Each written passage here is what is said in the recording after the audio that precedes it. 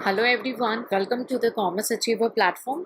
इस वीडियो के थ्रू हम कंटिन्यू करने जा रहे हैं अपना कॉस्ट अकाउंटिंग के कॉन्सेप्ट्स। और जो टॉपिक आज स्टार्ट करेंगे वो है इंक्रीमेंटल एनालिसिस और डिफरेंशियल कॉस्टिंग। आपके सिलेबस में मोस्टली यही एज एन सिलेबस दिया जाता है, डिफरेंशियल कॉस्टिंग और इंक्रीमेंटल एनालिसिस। ठीक है, तो हम इसका पहले बहुत ही बेसिक से कॉन्सेप्ट को अंडरस्टैंड करेंगे कि क्या है, and then we will link with the chapter. Okay, तो आपके सामने एक बहुत ही खूबसूरत सी इमेज है। देखिए, machine is kicking out to the man. Means आप लोग बहुत ही अच्छे से एक्वेंट होंगे कि मैन पावर को काफ़ी रिप्लेस करके मशीन ने रोल ले लिया है, और आर्टिफिशियल इंटेलिजेंस का भी मेन रोल आके है। तो इसका क्या रिलेशन है हमारे कॉस्टिंग से, तो ये इमेज आपको ध्यान में रहेगी। अब हम कॉन्सेप्ट के चलते हैं कॉस्ट के रिलेशन में। ठीक है, क्योंकि ये कॉस्ट का सब्जेक्ट है, कॉस्ट की क्लास है, तो हमें कॉस्ट से लिंक करना है इस कॉन्सेप्ट को। नाम इटसेल्फ कह रहा है डिफरेंशियल कॉस्ट, यानी डिफरेंस कॉस्ट में। ठीक है, तो ये क्या है कि जब कॉस्ट में किसी भी प्रकार का चेंज आ रहा हो, चाहे वो इंक्रीज की वजह से हो या वो डिक्रीज की वजह से हो, तो डिफरेंस आएगा ना। इंक्रीज होगा तो भी डिफरेंस आएगा, और डिक्रीज होगा तो भी डिफरेंस आएगा। तो जिस भी वजह से कॉस्ट में चेंज आ रहा हो, चाहे इंक्रीज की वजह से हो या डिक्रीज की वजह से हो, क्या इंक्रीज और क्या डिक्रीज, एन नंबर ऑफ चीज़ें आ जाती हैं। फॉर एग्जाम्पल, आउटपुट आपका इंक्रीज या डिक्रीज हो रहा हो, ठीक है, सेल्स वॉल्यूम आपका इंक्रीज या डिक्रीज हो रहा हो, ठीक है, आपका कोई प्रोडक्ट का मिक्स है वो आपने चेंज किया, उसकी वजह से इंक्रीज डिक्रीज हो रहा है, ठीक है, या आपने कोई ऑल्टरनेटिव मेथड निकाल दिया, ठीक है, ऑल्टरनेट मेथड आपने फाइंड आउट कर लिया प्रोडक्शन का, उस वजह से कॉस्ट में इंक्रीज या डिक्रीज हो रहा है। आपने मेक करने की जगह बाय, या बाय करने की जगह मेक करने का डिसीजन कर लिया, और भी an number of the reason हो सकते हैं जिस वजह से आपका कॉस्ट जो है बढ़ सकता है और घट सकता है। तो कॉस्ट इंक्रीज हो रहा है या डिक्रीज हो रहा है। तो अगर कॉस्ट जो आपका चेंज होने की वजह से, चाहे एक्टिविटी हो, वो बढ़ता है, ठीक है, उसकी वजह से इंक्रीमेंट होती है, तो उसको बोलते हैं इंक्रीमेंटल कॉस्ट। ठीक है, और अगर आउटपुट घटता है आपके डिसीजन मेकिंग की वजह से, तो उसको क्या बोलेंगे, डिक्रीमेंटल कॉस्ट। ठीक है, सो आपका ये जो चैप्टर का नाम है ना, इंक्रीमेंटल एनालिसिस और differential costing, the main is the differential costing. Differential costing के अंदर आपने देखना है कि इंक्रीमेंटल की वजह क्या है और क्या चीज़ें इम्पैक्ट करती है। ठीक है, otherwise we are mainly taking care the differential cost. हम पूरे चैप्टर में जो कवर करेंगे वो डिफरेंशियल कॉस्टिंग होगा। ठीक है, सो आई होप आपको क्लियर हो रहा हो कि मीनिंग क्या है, इंक्रीमेंटल और डिक्रीमेंटल और डिफरेंशियल कॉस्ट क्या है। एक एग्जाम्पल देख लेते हैं। एक एग्जाम्पल देख लेते हैं। सपोज करो, कंटिन्यू करते हैं, फिगर के थ्रू करते हैं। ठीक है, वन सेकेंड। ओके, तो एक एग्जाम्पल देख लेते हैं कि एक फर्म है, ठीक है, जिसने अपनी लेबर पहले एम्प्लॉय की हुई थी, कुछ प्रोडक्शन में लेबर एम्प्लॉय थी, तो उसका खर्चा आता था 2,50,000। ठीक है, उसने लेबर एम्प्लॉय की थी, तो उसका खर्चा आता था 2,50,000। ठीक है, अब उसने सोचा कि भाई मशीन ले लेते हैं।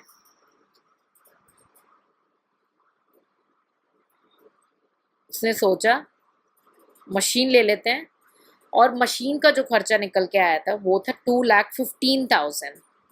ठीक है, अगर वो लेबर को हटा के वो मशीन रख लेता है, तो उसका खर्चा अब घट के हो जाएगा 2,15,000 रुपये। ठीक है, सो अब इसमें डिफरेंशियल कॉस्ट कितना हुआ आप देख सकते हैं।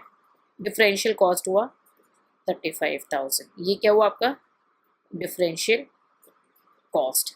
ठीक है, डिफरेंशियल कॉस्ट हुआ 35,000।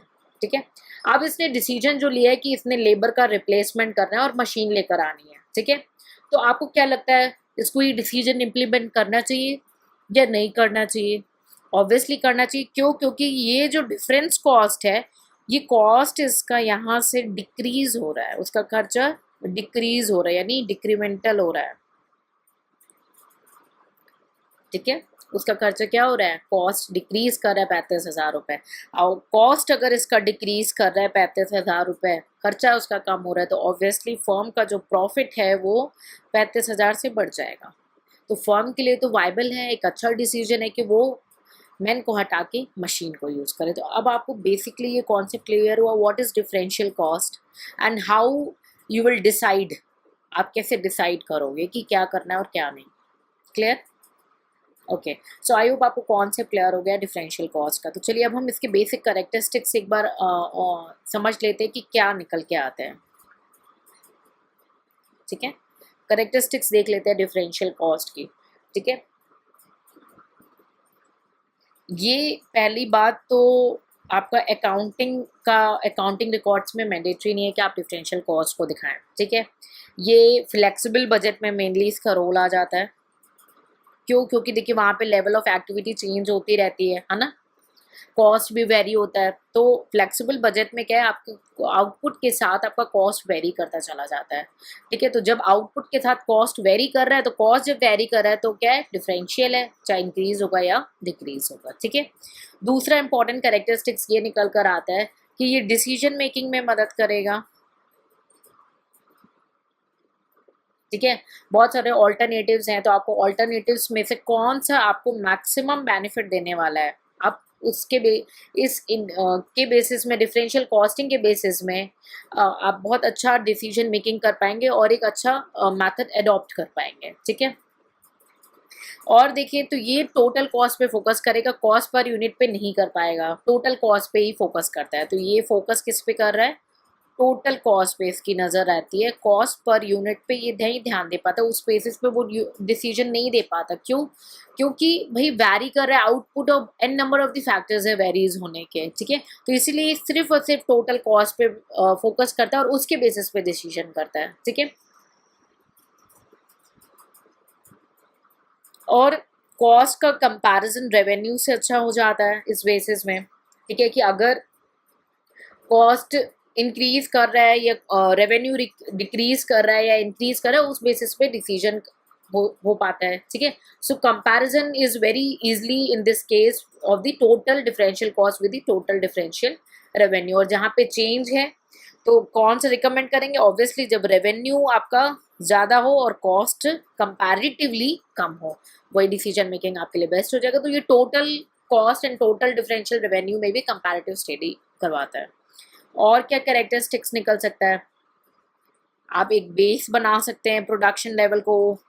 आपने बजट में आपने अगर समझेंगे तो आपने एक लेवल को आपने बेस बना दिए, फिर इंक्रीज भी करके देख लिया, डिक्रीज भी करके देख लिया, उस हिसाब से आपकी डिसीजन मेकिंग हो सकती है ना। और इसके डाटा जो है बहुत सारे इन्वेस्टमेंट प्रपोजल और कई सारे डिसीजन मेकिंग प्रॉब्लम को सॉल्व करने के लिए यूज़ हो सकते हैं। तो इसी का पार्ट हो गया सेकेंड नंबर पॉइंट का। ठीक है, और क्या है, फ्यूचर को प्रिडिक्ट करने में मदद करेगा। ठीक है, डिफरेंट कोर्स ऑफ एक्शन के बीच में चॉइस करने में मदद करेगा। ठीक है, फ्यूचर कॉस्ट फिक्स करने में मदद करेगा। ठीक है, so I am mainly highlighted you these 5 points कि इसके मेनली करेक्टरिस्टिक्स क्या निकल के आ सकते हैं आपके डिफरेंशियल कॉस्टिंग के। ठीक है, वैसे आप एग्जाम्पल्स की मदद से और भी करेक्टरिस्टिक्स पे वर्कआउट करके आप लिख सकते हैं। This is not a strict rule कि इतने हैं, but these are the main characteristics which you have taken care. Okay, चलिए इसका एप्लीकेशन कहाँ कहाँ हो सकता है देख लेते हैं।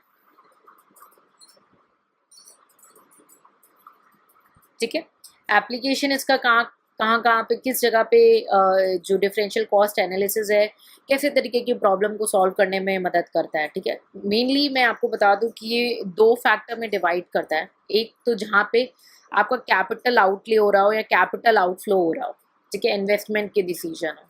ठीक है, और तो जहाँ पे कैपिटल का आउटफ्लो हो रहा होगा वो कैपिटल बजटिंग का पार्ट हो जाएगा। ठीक है, और बाकी जो अदर एरियाज है उसको हम इसी चैप्टर में कवर करेंगे। ठीक है, क्योंकि capital budgeting is a separate chapter and that will be taken care separately. ठीक है, तो अदर जो फैक्टर्स है वो इसका पार्ट होगा डिफरेंशियल कॉस्टिंग का, जिसको हम अभी अंडरस्टैंड करेंगे। सबसे पहले इसका कहाँ पे एप्लीकेशन होगा, ये डिटरमाइन करने में कि मोस्ट प्रॉफिटेबल लेवल क्या है।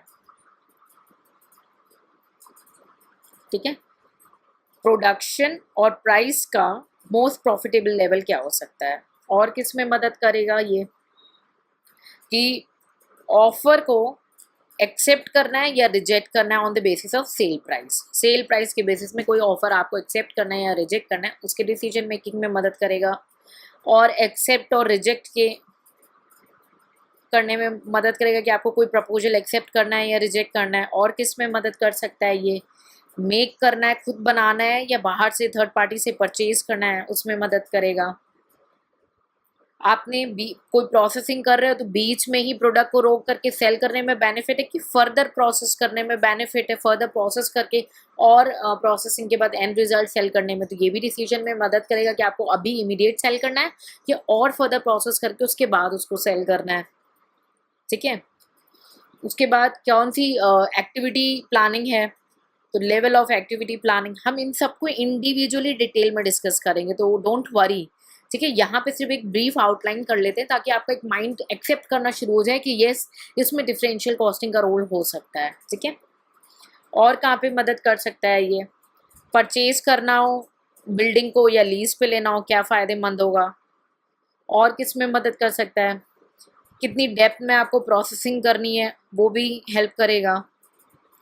शट डाउन करना है और अपने बिजनेस को या भी कंटिन्यू करना है, उसमें भी मदद करेगा आपको। पर्टिकुलर इक्विपमेंट जो है वो आपको परचेज करना है कि नहीं करना है, या उसकी रिप्लेसमेंट की अभी सिचुएशन आई है कि नहीं आई है, उसमें मदद करेगा। ठीक है, so there are many areas but we will deal this 10 areas, जिस केस में आप ये देख सकते हैं कि डिफरेंशियल कॉस्टिंग आपकी डिसीजन मेकिंग में बहुत ज़्यादा मदद करता है। वो आपको डिसीजन मेकिंग में बताता है कि कौन सा फर्म के लिए बेस्ट है, कौन सा के कॉस्ट को बैलेंस रखेगा और प्रॉफिट को मैक्सिमाइज रखेगा। सो आई होप आपको इस सेशन से मीनिंग क्लियर हो गई हो कि डिफरेंशियल कॉस्ट होता क्या है, इंक्रीमेंटल कॉस्ट क्या होता है और डिक्रीमेंटल कॉस्ट क्या होता है, और बेसिक उसके थोड़े कैरेक्टरिस्टिक्स हमने देख लिए और एप्लीकेशन देख लिया। ठीक है, तो फ्यूचर जो सेशंस हैं उसमें हम इंडिविजुअली एप्लीकेशंस को एक बार अंडरस्टैंड कर लेंगे। ठीक है, so I hope you are clear with this concept. In case of any doubt, feel free to ask in a comment section. Take care. See you in the next lecture.